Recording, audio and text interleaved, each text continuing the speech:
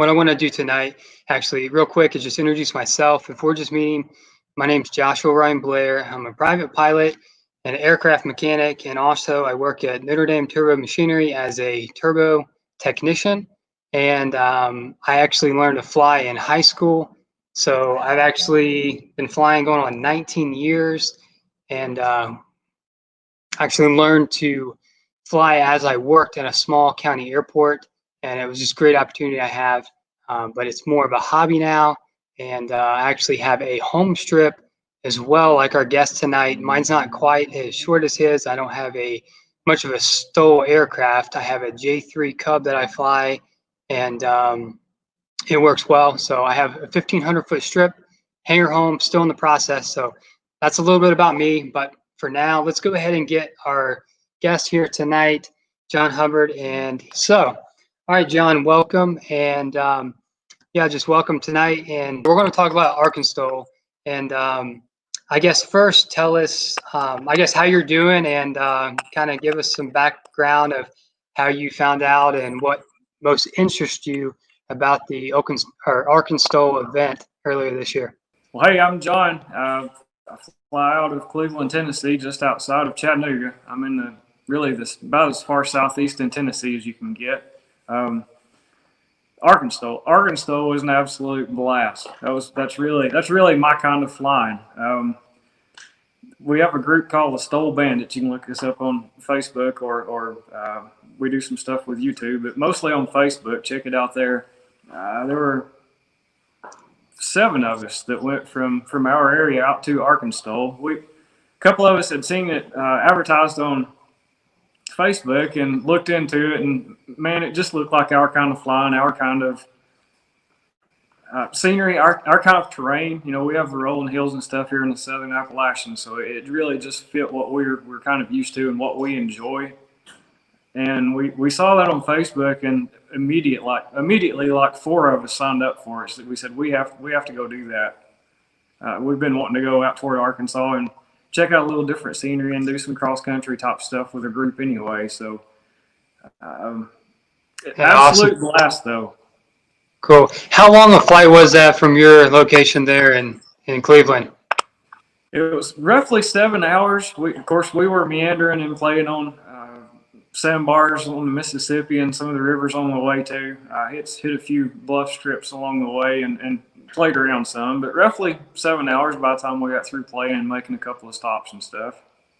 Cool. I guess my biggest question for you is, what would be one thing that you would, or I guess what's one thing that you learned while you were down there? I guess like a big takeaway as far as competing. Like what was a big, like, I don't know, an aha moment or just some type of a big takeaway for you?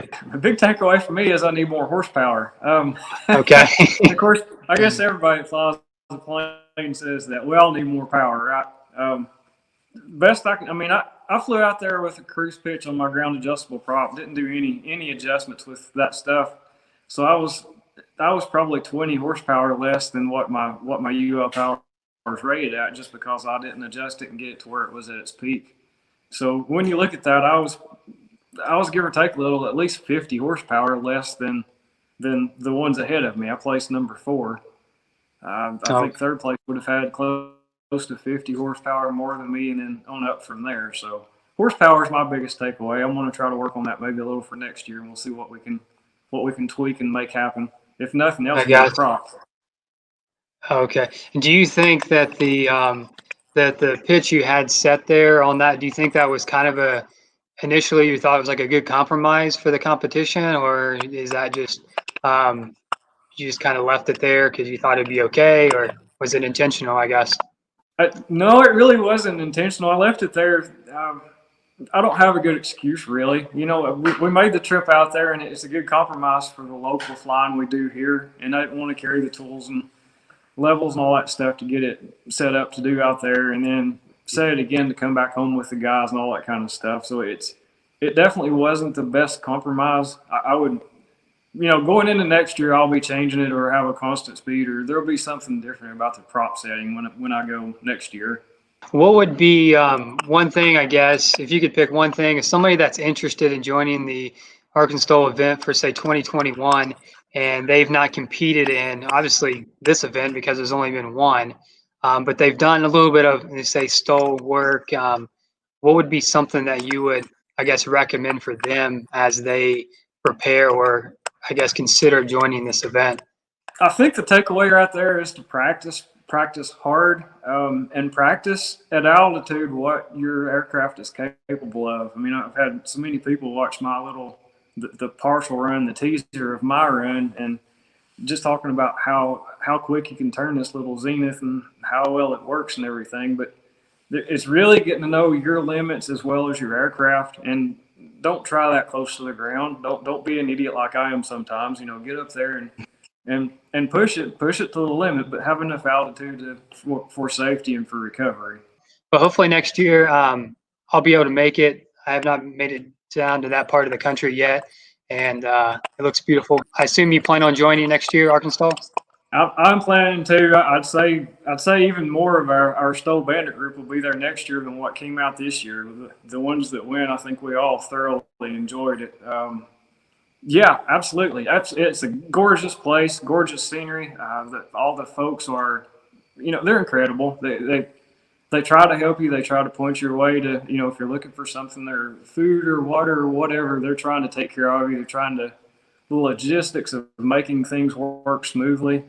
They did just an outstanding job making this work for the first year, the premier event. And I expect it to grow, and I expect it to get better and better. It's going to be a fun event to watch over the coming years. I got one more question related to ArkanSTOL before we move on to any specific things that you've done to your Super 701. I guess left me in curiosity. I heard a little bit about there was some rule changes that maybe because you were maybe coming off and performing something to do with some rule changes. So could you fill us a little bit on that, or? I don't know how much detail I want to go into that, but we tried to make actually we did. We did make a sort of a change to the cross runways. I figured out a way and actually made it work the practice the evening before, but they saw me do it in the practice and they said, no, we really can't allow that. Essentially, it cuts the teardrop out of that cross runway takeoff and landing. It could potentially cut off 15, 20 seconds from a run. But anyway, okay. I won't go into the details. You guys can look me up if there's something, we'll talk about it. But they essentially changed that rule from you could land, the way the ArkanSTOL works, you have to land, turn around, take off in the same direction you came from at every runway. So essentially what happened was they said for the crisscross, you have to take off in the southward direction, which eliminates folks being able to take off toward the ridge. And that's what I had managed to do. I sidestepped the runways there essentially without making the loop back into it. So anyway, long story short, yeah, they added that in, that we have to take off in the southward direction from those two. And of course, there's there's a pilot there that had a wreck in the Scout, and awesome airplane. The pilot's awesome. I don't know all the details. It looked scary, to be honest. But a lot of folks were up in arms pretty quick about what's going to happen. Is he okay? He got out and walked away from it. My understanding is he's back home and doing well now. Okay. They pulled us to the side and said, "Hey guys, watch your banking and going into this borderline aerobatic stuff. We don't need to be doing that. We have to watch that closely." So that came into play a little bit too. Yeah. So it sounded like they had really good, I guess, organizers to make adjustments and make things safe for everybody. Sounds like. Yeah, it's all about the safety. They want the guys to have fun. And with it being the first year, everyone really wanted it to work so we can have a second and third, ongoing yearly annual thing. So yeah, it worked for well, sure. though. Cool. All right, good deal. Well, I hope to join next year, and looks like beautiful country for sure. So let's move on to, I got a couple pictures here. Actually, this is this majority of your group for the STOL Bandits, or? Yeah, let's see here. Yeah, it's a really small majority of our group. We're up to, I think there are maybe 13 or 14 now. Cool. There may be a couple that aren't pictured there, but that's the most of us, and we're we're all based here close to Chattanooga, Tennessee. We've got a couple from Dalton, a couple from Collegedale, Cleveland, on down into Calhoun, and over at Dunlap. So we're all within, we're all within 30-minute flight of each other. It makes it really, really fun to just get on the text group and say, hey, let's meet up. And if one does that, it turns into peer pressure. All of a sudden, if somebody says, hey, I'm going flying, there may be 5 or 6 more show up pretty quick. Yeah. Well, that's nice. You got a pretty close group there. I got the slide here, your wife and daughter and your dog there. And it's a nice picture there. I've seen this is one of the pictures from the AOPA articles that you have that was put out for you this month. Really nice article. So. Well, I appreciate that. We had a lot of fun making it, and of course, a lot of filming and pictures there. And I got to do flying, and anytime I get to do flying, I'm having fun. So, looking at your 701 here, let's talk a couple things, I guess, mechanical or things particular, I guess, to your build. Now, if you can, I guess, what are 2 things that, maybe 3, if you can think of 3, but say 2 things you could mention that you've done to your build that is not considered, I guess, standard for the 701? Well, I guess really the biggest is the engine. I use the 130 horsepower UL power engine instead of the smaller, or Rotaxes and some of the other stuff. Most of them stick around 100 horsepower, 80 to 100. There are a couple of us out here flying 100 plus, 130 horsepower engines, and having a blast with those too. So engine's probably the number one, just a little extra power, and of course UL power is fuel injected and lightweight and all that kind of stuff too. Yeah, I really was impressed with these engines. I actually looked at this last year at Oshkosh, V2019, and I was impressed of, it's simple, but yet it had, the FADAC system on there, and, new technology, but yes, simplicity altogether. So exactly. Direct drive, so there's no gearbox or any of that kind of stuff. It's simple, and it just works. I just got through passing by my 400-hour mark when I flew, I think, yesterday. So, oh wow, it's been a robust and simple and just extremely exciting, combination altogether, engine, airframe. Yeah, I was going to actually ask how many hours you had on and what kind of oil burn you're averaging per hour. So you said you just hit 400. So have you checked or looked at a rate of oil burn right now at the hours you have? I watch it. It may fluctuate just slightly depending on how I'm actually using the airplane, but we're looking at less than a quart in 100 hours. So I've been really pleased. Wow, that's extremely low compared to obviously like a Lycoming or Continental. So wow. Right. Or most of them really. It works well. And I think one of the advantages I have with that, the 130 horsepower UL, is it's a lightweight engine, and it's really overpowered for the 701. So I'm able to pull back to 50, 60, maybe 70% power a lot of my flying time. That saves on fuel, but it also saves on the wear and tear on the engine. Yeah, for sure. Yeah, less RPMs and percentage of the max RPMs. Yeah, long term, the wear, everything. So real quick, what kind of oil, or not oil, but fuel consumption are you getting around, say, 70% power then? 70, I'll say 75% power. I'm running about 90 miles per hour, and I'm doing that on roughly 5 gallons per hour. Oh, wow. Now, once you go above, of course, the Zenith is a very, very draggy airplane. It has the fixed slats, and it has the flapper-ons that are separate from the actual wing airfoil. Yep. It's just a very draggy airplane, and what I've noticed with the 701, once you get above, say, 90 or maybe 95, once you get above there, the fuel consumption goes up pretty rapidly because you just hit that drag wall. Yeah. Or basically, yeah, you're tapped out, you're right. And of course it'll do the 110 mile per hour V&E all day long, but that's really not what the 701's designed for, and it's just not. That's not really where I want to be either. I like the low and slow. I like to be able to cruise around and throttle back and burn light on fuel and look at stuff, meander around and dodge treetops and all that kind of stuff with it. So yeah. Gotcha. Yeah, well, flying around the farm is definitely really nice to have in your backyard and be able to really get around your property, and you have the advantage of doing a lot of that kind of flying. So especially when you're on your own property. So all right, so Yeah, going back to it's a lot of fun, and of course yeah, you get to know your obstacles. Like we have the grain silos and all yeah. kinds of ponds and trees and stuff to dodge and go back and forth between. So you get to know your own obstacles pretty well. All right, so going back to my question, I kind of steered you away from it, but what's a couple modifications particular, or I guess specific for this airplane that's now standard that you've done that you'd like to share? Right. All right. The first one, of course, was the engine. I guess the second one still kind of engine related. When I built my combination, there wasn't a cowling available for the bigger UL cowling from scratch, and that was a major process, and a pretty big challenge for a first timer on composites.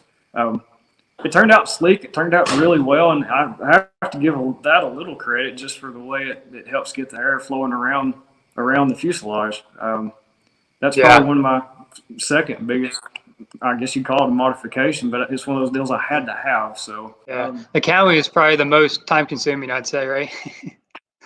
it was for me. Yeah, I hear people say, the folks that are used to doing the composite and all that stuff, they can crank one of these things out quickly. For me, it took quite a bit of time because I had never made,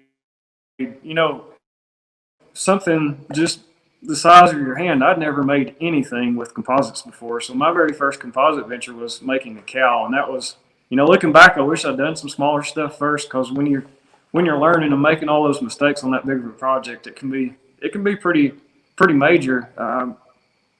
A setback, even mentally, when you're thinking about that, and you're thinking, that's a big project to mess up on. It's a pretty big deal. Yeah, it's not one you want to have to redeal. So, and that was it. Did take me 3 attempts to get one that I really liked enough to say that's worthy of putting on the plane. So it's definitely some trial and error there. Yeah, well, it turned out great, and I've seen it in person. So I saw it last year. I think it was last year, October. Maybe it might have been the year before. It was last year in October. It looked really nice. Yeah. So, yep. Thank you. I appreciate that. For the rest of that question, though, it's really a stock airframe. I put the horizontal tail fences on it. They're on the outside. Most of that was for looks. I wasn't really trying to do that for performance. It gave me just a little extra area to put my Fly Like You Stole It decals, and to me, it just made it a little, I guess, distinguished look, personalized look for me.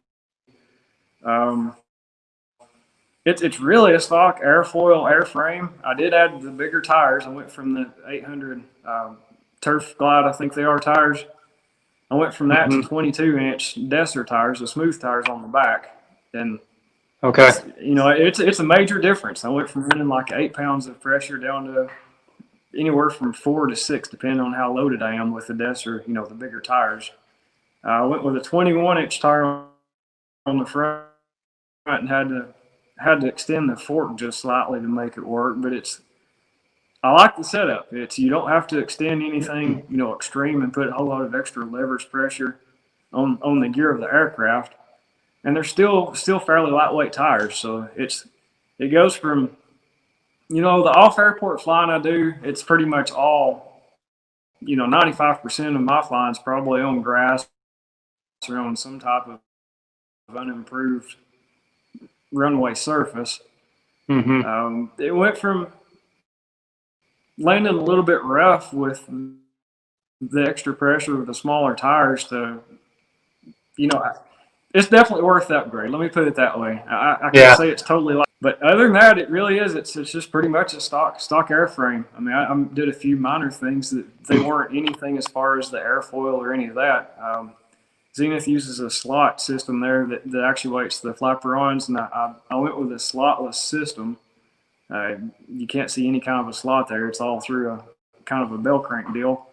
Looking back, I'm not sure I would do that again. It cleans it up and it looks nice, but it's a little more intense on making it work.